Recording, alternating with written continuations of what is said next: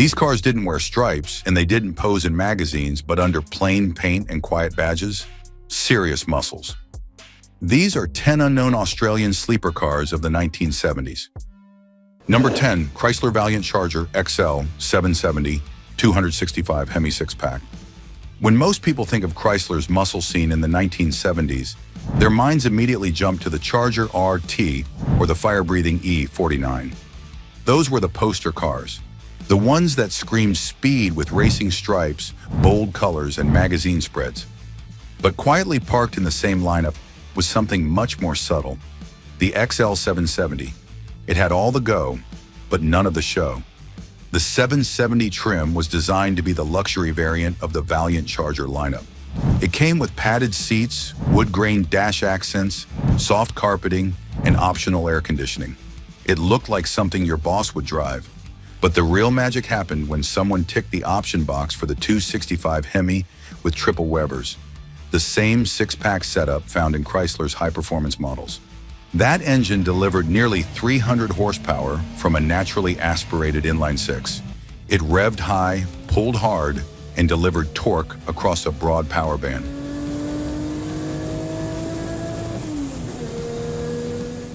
And in a car that weighed under 1,400 kilograms, it made for some serious speed. The 770 wasn't stripped out or raw. It was refined, quiet on the inside, civilized on the outside. But once you buried the throttle, all of that disappeared. The Webers snarled, the rear tires struggled for grip, and the Charger launched like it had something to prove. It wasn't just quick off the line, it had legs. It could cruise effortlessly at highway speeds or outpace a V8 Kingswood with ease. Few people expected this much performance from something that looked so composed. That was the whole point. The Charger 770 with a Hemi 6-pack wasn't for bragging. It was for drivers who knew what they wanted and didn't need to shout about it. It blended in with traffic, parked at the office without drawing stares, and could still ruin someone's day at a red light. This was Chrysler muscle in a business suit. And if you knew, you knew. Up next is a Monaro that flew even further under the radar. It wore the right badge but packed a smaller engine and still punched well above its weight. Number 9, 1974 Holden HQ Monaro GTS 253 Sedan. The HQ Monaro was built to turn heads, but not every Monaro was born to boast. The GTS coupe with a 308 or 350 V8 always got the spotlight, appearing in ads, magazine spreads, and dealership posters. But the real sleeper in the family was the four-door GTS sedan with the humble 253 V8 under the bonnet. The 253 was Holden's smallest V8 at the time. On paper, it made around 185 horsepower.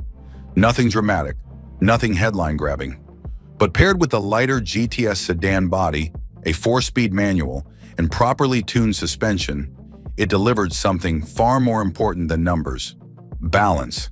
This car had just enough grunt to keep things fun and just enough weight distribution to stay planted through corners. What made this GTS so sneaky was how complete it felt. It had the full muscle car look: GTS stripes, sports gauges, bucket seats, and rally wheels, but with none of the over-the-top noise or thirst of the bigger engines. It blended in. It looked sharp. And if you knew how to drive it, the 253 could absolutely hold its own. You did not need 300 horses when you had good gearing, a responsive chassis, and torque available low in the rev range. This was the kind of car you bought because you understood the game. You knew it would not win every drag race, but it would leave plenty of cars surprised at how hard it could pull out of a roundabout or how tightly it could grip a winding road, and all without making a fuss. While the GTS coupe was out flexing in the sun, the GTS 253 sedan was working in the shadows. It was practical, it was fast enough, and in the right hands it became a street sleeper that very few saw coming. Now, if Holden's four-door played it cool, Ford's answer to the muscle question added just the right amount of grit. The next one did not need stripes or a GT badge to let you know it meant business. Number 8, Ford Falcon XA GS V8 Sedan. The XA Falcon is mostly remembered for what came after it, the XB and the rise of the Mad Max era muscle. But during the early 1970s, the XA GS Sedan quietly delivered serious V8 performance In a body that most people associated with school runs and city streets, the GS pack was a clever trim. It added flair without full-blown aggression. You got rally wheels, a blacked-out grille, optional driving lights, and GS striping that was far more subtle than the GT's in-your-face treatment. But the real story was under the hood. Buyers could option the GS sedan with a 302 or 351 Cleveland 5.8. That meant up to 300 horsepower, depending on spec, with a solid 4-speed manual and a 9-inch rear end. This was not a stripped-out drag car. It came with comfortable seats, full instrumentation, and a quiet cabin. But when pushed, it could move. The XA GS sedan had straight-line muscle and a surprising amount of control in corners for its size. It was not built to dominate racetracks. It was built to cover long distances quickly and quietly, with enough torque to pull ahead of almost anything at a merge lane. And that is what made it a sleeper. Nobody was expecting the GS sedan to hustle like it did. It looked like a government vehicle with sporty trim. But plant your foot and it snapped to life with classic Ford urgency. Today, most people chase the GTs, leaving the GS variants largely forgotten. But in the 1970s, if you knew how to order one right, the XA GS V8 sedan could be one of the most satisfying Falcons ever built. Still with us? Then you already know these cars are not about show, they're about surprise. And if you are into that kind of under-the-radar power, then hit subscribe now, because the next ones are even more forgotten and even more dangerous when provoked. Next up, we switch back to Chrysler, where a rarely seen Valiant quietly became one of the smoothest and sneakiest performers of the decade. Number 7. 1975 Valiant JV Sedan. By 1975, the muscle car era was running low on fuel, literally and figuratively. Emissions rules were tightening, insurance premiums were rising, and fuel prices had people rethinking what they were willing to drive. Most Australian manufacturers were quietly pulling back on horsepower, hoping buyers wouldn't notice. But if you knew where to look, Chrysler was still keeping the flame alive. Tucked away in the Valiant lineup was a model that slipped through the cracks, the JV Sedan. The JV wasn't built to stand out. It had the look of a base model, clean body lines, chrome accents kept to a minimum, and a modest interior that felt more like a family lounge than a performance cockpit. But the secret was under the hood. If you ticked the right boxes, you could get the legendary 245 cubic inch Hemi straight six paired with a 4-speed manual.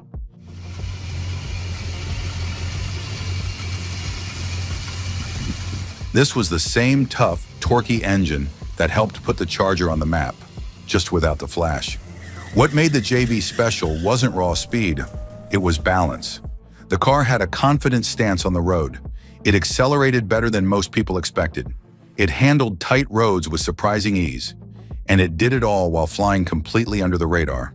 No stripes, no bold decals. Just a 4-door sedan that looked like it belonged in a school car park, but could snap your neck back if you laid into the throttle. You could daily one of these without anyone ever suspecting a thing. It was quiet, comfortable, easy to service. But the moment you dropped a gear and gave it gas, the 245 responded like it had something to prove. The JV wasn't about bragging rights, it was about knowing what you had and not needing to shout about it. These days, nobody talks about the JV.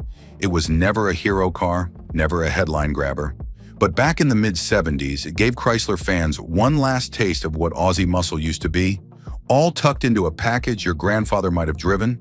And while the JV played it straight, the next car came with flared guards, rally stripes, and a 6-cylinder that could absolutely throw a punch. Number 6. Holden Torana GTR 202. The Torana was never meant to be a muscle car in the traditional sense. It was light, it was compact, and it looked like something a teenager might drive to their first job. But when Holden dropped the 202 cubic inch straight six into the GTR variant, the entire equation changed. Suddenly, the little Torana had enough grunt to punch above its weight, and it did so without ever asking for attention. The 202 was Holden's largest inline six at the time, and in the GTR, it was tuned to deliver snappy throttle response and impressive low-end torque. The car barely weighed over 1,100 kilograms, and that made all the difference. The moment you tapped the throttle, it moved with real urgency. Paired with a short ratio 4-speed manual, the GTR came alive between gear changes. It felt fast even when the numbers said otherwise. It didn't have to break records, it just had to feel like it could. Visually, it didn't scream performance. It had a tough stance, sure, but most drivers saw it as a basic sedan or a sporty runabout.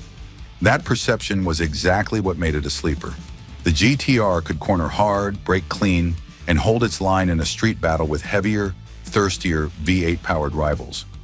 It wasn't brute force, it was all finesse and rhythm. Inside, Holden kept it focused. Basic dash, bucket seats, sports gauges, no fluff. This was a driver's car, meant for people who knew how to get the most out of a tight chassis and a well-tuned engine.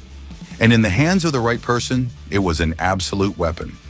Most of the spotlight went to the XU1, but the GTR 202 quietly carved out its own legacy. It was the everyman's performance car, affordable, responsive, and always underestimated. Still here? Then you're definitely one of us. Hit that subscribe button if you haven't already, and tell us in the comments which sleeper you'd take home. Now the second half of this list gets even weirder.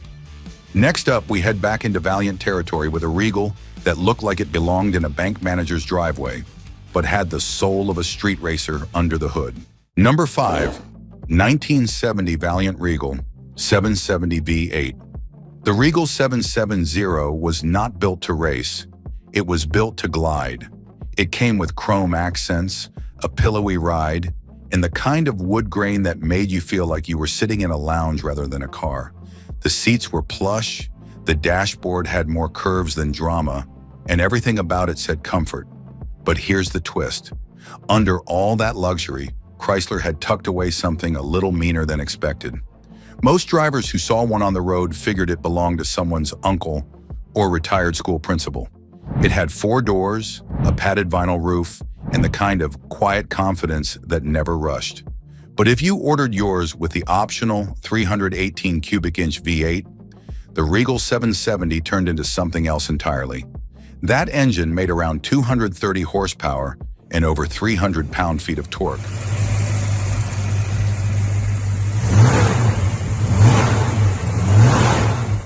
Not record-breaking, but more than enough to make the Regal move with authority. Matched to a smooth 3-speed torque flight automatic transmission, the 770 had effortless acceleration. You did not have to stomp the pedal, it responded to a gentle nudge. Overtaking on the highway felt natural. Climbing steep roads came without hesitation. The car did not roar, it purred. But beneath that gentle growl was the heart of a proper cruiser with just enough muscle to surprise anyone who underestimated it. What made the 770 such a perfect sleeper was its lack of pretense. There were no performance badges, no aggressive styling, just a well-dressed full-size sedan that looked like it belonged outside a quiet country club. But underneath that calm surface was real V8 grunt. It could keep pace with smaller, more performance-focused cars, and it did so without breaking a sweat or drawing a crowd. In a time when muscle cars were all about showmanship, the Regal 770 stayed in its lane. It offered comfort, confidence, and torque. Lots of torque. It was the kind of car you could drive cross-country in and still surprise someone at a red light. And in the hands of an owner who understood how to tune one properly, the 770 could become a true backroad bruiser, all without ever raising its voice. Today, these cars are almost forgotten. They are lumped into the luxury category, passed over by collectors who chase coupes and badge muscle. But the Regal 770 deserves more credit. It was Chrysler's quiet answer to the muscle craze, a car that never needed to shout because it knew exactly what it was capable of. If the Regal whispered its intentions, the next car barked with surprise. It was built to work, designed for the trades, but someone gave it a 308 and turned it into a brute. Number 4, Holden One Tonner with 308 V8. At first glance, the Holden One Tonner was exactly what it sounded like. A heavy-duty ute built to carry bricks, tools, and hay bales. It was a chassis cab with no frills, no flair, and a cabin just comfortable enough to survive a workday. But Holden quietly offered it with a 308 cubic inch V8, And with that, the Tonner went from tradie tool to backroad beast.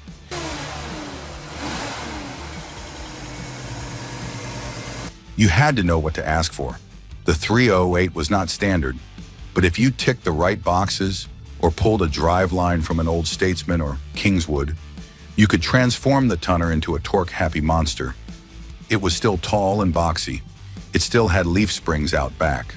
But once you buried the throttle, it took off with surprising aggression. Because of its utilitarian roots, the One Tonner was light in all the right places. No carpet, no rear seat, no wasted fluff. That made it quick off the mark. Add a set of performance tires and some front-end tweaks, and it became a real contender at the traffic lights. Nobody suspected it. Nobody expected it. But once the revs climbed, the Tonner delivered. The best part was how forgettable it looked. It could be rusty. It could be covered in dust. This was Aussie muscle disguised as a farm tool. And for those in the know, that was the whole point. If you've made it this far, you're not just watching, you get it. Go ahead and subscribe, because the last few cars, they're the rare ones nobody talks about, but everyone should. Coming up next is a humble four-door Ford that wore a Cortina badge, but had just enough displacement to leave a trail of smoke and confusion behind it. Number 3, Ford Cortina TC XLE with optional 4.1 liter. The Ford Cortina never made anyone nervous at a red light. It was built for families, fuel economy, and getting to work on time. With its compact frame and no-nonsense styling, it was the kind of car you'd find parked outside schools, supermarkets, and milk bars across Australia. But in the early 1970s, Ford Australia made a decision that defied common sense. They dropped a 4.1-liter Falcon inline-six into the little Cortina TC. It was an engine built for larger cars, for hauling weight and cruising long distances. And yet, here it was, squeezed into a sedan barely big enough to handle it. On paper, it sounded like a mismatch. The engine was big and heavy, and the Cortina was not designed for muscle. But on the road, it worked. The 4.1-liter engine was all about torque, no turbo, no fancy carbs, just a straight-line grunt in a car that weighed next to nothing. Paired with a manual gearbox, it delivered the kind of acceleration that caught people off guard. It did not leap forward like a sports car, but once it got moving, it pulled hard and kept pulling. The rear end could get loose without much warning, but for those who understood throttle control, that just made it more fun. The weirdest part? It still looked like the sensible option. In XLE trim, the Cortina came with chrome mirrors, a vinyl roof, and an interior that felt more like a plush lounge than a performance cockpit. Most people assumed it was the upgraded model your dad drove when he got promoted. But under all that civility was a power plant itching to misbehave. It growled when pushed. It left rubber if you asked nicely. And in the hands of a driver who knew what they had, it became a real backstreet menace. Today, the Cortina 4.1 is barely remembered. It was a short-lived option, overshadowed by louder, flashier muscle cars. But the people who owned one or saw one light up the tires unexpectedly never forgot it. It was one of those builds that made no marketing sense, but all the sense in the world to the right kind of driver. A commuter car with a hidden temper, a budget sedan with a blue-collar heart, and a true sleeper that made the most out of a wild idea. And just when you think you've seen peak sleeper energy, the next car shows up, built by a brand no longer with us, packing a boot the size of a bathtub, and a V8 that rumbled louder than its reputation. Number 2, Leyland P76 V8. The Leyland P76 has been the punchline of Australian car jokes for decades. Its odd styling, big body, and famously large boot made it an easy target. People remember it for the panel gaps, the rushed production, and the fact that it vanished from showrooms just as quickly as it arrived. But if you look past the punchlines and dig into the specs, something surprising emerges. This was no joke when you ordered it with the right engine. The 4.4-liter aluminum block V8, derived from the Rover and originally Buick in design, turned the P76 into something unexpected. It made around 200 horsepower, which was impressive for the era, especially considering the engine's lightweight construction and solid torque curve. This wasn't just a big car, it was a big car that could move 0 to 60 in around 8 seconds, a quarter mile in the mid-15s. That's faster than most people give it credit for. But it wasn't just about the engine. The P76 had a wide stance, decent weight distribution, and independent suspension that gave it surprisingly good road manners. It cruised effortlessly on the highway and remained composed in corners, especially compared to other full-size sedans of the time. The 4-speed manual gearbox helped bring out the best in the V8, letting drivers squeeze every bit of grunt from it on back roads or long country stretches. While it never became a drag strip hero, the P76 had a quiet reputation in motorsport circles. Some owners campaigned them in rallies, tarmac events, and club competitions where the car's stability and torque made it a surprisingly capable performer. It wasn't agile, but it was composed and far more balanced than its size suggested. From the outside, you would never guess. It looked like a government fleet car, something your mate's dad used to tow the caravan. The oversized boot, the upright stance, the squared-off roofline, it all screamed practicality. But that was the beauty of it. This was a family sedan that hid a proper V8 under its bonnet and rarely got the respect it deserved. In a market dominated by Holden and Ford, the P76 V8 quietly carved out its own niche. Today it's remembered more for its flaws than its potential, but those who drove one hard or tuned it properly knew the truth. It was one of the last great big Aussie sleepers. And just when you think you've seen it all, the final car on this list throws a curveball from Japan with fuel injection and class. Number 1, 1978 Toyota Crown MS85 with 4ME engine. When you think about Japanese cars in 1970s Australia, your mind probably jumps to compact, reliable runabouts like the Corolla or the Datsun 120Y. Affordable, practical, and easy on fuel. But lost in the noise of those crowd pleasers was a car that played by entirely different rules. The Toyota Crown MS85 looked like a diplomat's cruiser and drove like it had nothing to prove. But tucked under its long bonnet was something quietly revolutionary: the 4ME engine, Toyota's first electronic fuel-injected motor sold in Australia. It made just under 130 horsepower, but what set it apart wasn't raw numbers. It was how effortlessly it delivered that power. The 4ME was a 2.6-liter straight six, matched to a 4-speed automatic gearbox that shifted like silk. It was tuned for refinement, not outright aggression, but it responded better than any carb-fed six in its class. The throttle was smooth, the torque was consistent, and the way it built speed made it feel far more capable than the numbers suggested. It didn't roar, it surged. And when you got it out on the open road, that fuel injection setup made sure you were always right in the power band. No hesitation, no bogging down. For long-haul highway cruising, there were few cars in its class that could touch it. On the outside, the Crown looked like it belonged outside a law office or embassy. It had a massive chrome grille, opera windows, and a vinyl roof. The interior was all comfort: plush seats, thick carpet, and more switchgear than some fighter jets. There was no hint that this was anything more than a well-built Japanese luxury car. And yet, once you started pushing it, the Crown revealed itself. It had independent rear suspension, it had rear-wheel drive, and it stayed composed at speeds that left other Luxo barges floating like boats in a storm. Nobody ever called the Crown sporty. Toyota never marketed it to the muscle crowd, but for drivers who knew what they had, it became the ultimate stealth cruiser. Quiet, confident, and a step ahead of its time. The 4ME didn't just give it speed, it gave it class. This wasn't a car for burnouts or bragging rights. It was a car that crept past you on the highway and made you wonder why your big block felt like it was working so hard. The MS85 Crown was Toyota's reminder that performance didn't have to shout. Sometimes it just cruised past without saying a word. And there you have it, 10 of the most unknown Australian sleeper cars of the 1970s.